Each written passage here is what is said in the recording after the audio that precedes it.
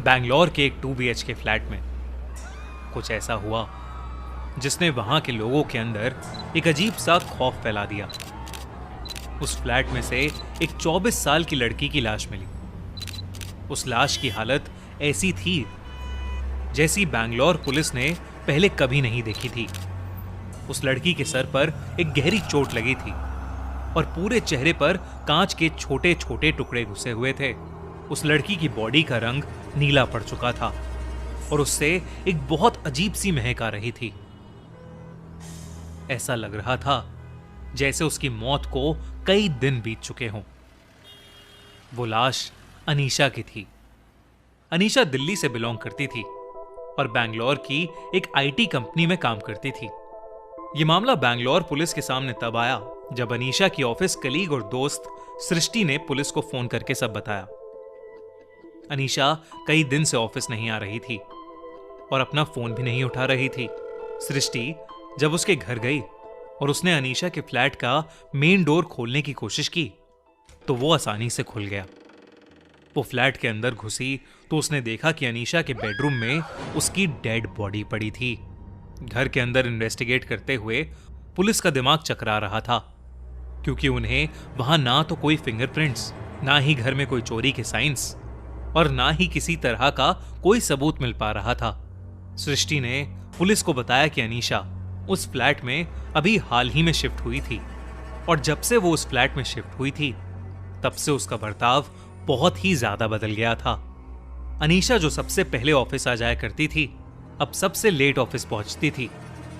हमेशा सबके साथ घुल मिल के रहने वाली अनीशा एकदम से शांत और चिड़चिड़ी हो गई थी और हमेशा किसी न किसी को उसको उसके घर तक छोड़ने पर इंसिस्ट करती थी। जब पुलिस ने अनीशा के पड़ोसियों से पूछताछ की तो उन्हें भी पिछले कुछ दिनों में कोई अनयूजुअल शोर सुनाई नहीं दिया। लेकिन एक बूढ़े आदमी ने अनीशा की मौत का जिम्मेदार उसके फ्लैट को ठहराया। उसने बताया कि वो फ्लैट हॉन्टेड है और उस फ्लैट में एक शराबी आदमी रहता था जिसने उस फ्लैट में सुसाइड कर ली थी। तब से उसकी आत्मा उस फ्लैट में भटकती है। लेकिन बाकी नेबर्स ने उस बूढ़े आदमी को झुठला दिया और पुलिस को अपने बयान में कहा कि वो सटिया गया है और वो कुछ भी बोलता रहता है। पुलिस को भी उसकी बात पर यकीन नहीं हुआ। पर अनीशा की छवि नाम की एक दोस्त ने पुलिस को कुछ ऐसा बताया जिससे सबके होश उड़ गए। उसने बताया कि ये सब एक लड़के रजनीश का किया धरा है। रजनीश अनीशा के स्कूल में पढ़ता था और उसके नए फ्लैट में शिफ्ट होने के बाद वो उसे सबसे पहले नीचे के एक जनरल स्टोर पर मिला था और उनकी वहां एक बार बात भी हुई थी। पर रजनीश और अनीशा की मुलाकात के अगले दिन ही अनीशा को एकदम से उसके फोन पर अनजान नंबर से मैसेज आया जो उसे रजनीश ने करा था। रजनीश ने अनीशा को यह बताया कि वो उससे स्कूल टाइम से बहुत ज्यादा प्यार करता है। इसके बाद रजनीश अनीशा को अजीब अजीब मैसेज भेजकर परेशान करने लगा। अनीशा ने उसका नंबर ब्लॉक कर दिया तो वो अनीशा को जगह जगह फॉलो करने लग गया। इसके बाद अनीशा बहुत डरी डरी रहने लगी क्योंकि उसे लग रहा था कि रजनीश उसे हर जगह अपनी पल्सर बाइक और रेड हेलमेट पहने फॉलो करता रहता है।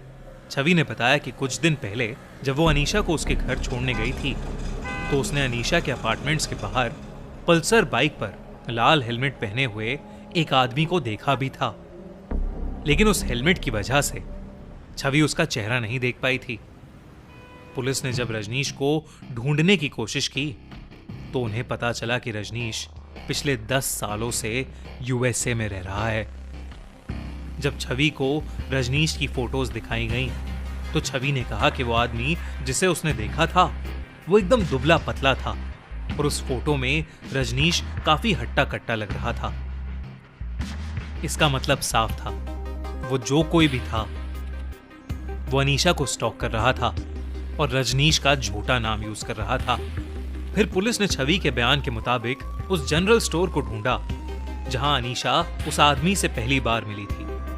पर उस स्टोर की CCTV फुटेज देखकर पुलिस भी हैरान हो गई क्योंकि हर CCTV फुटेज में अनीशा उस स्टोर के अंदर अकेली ही थी।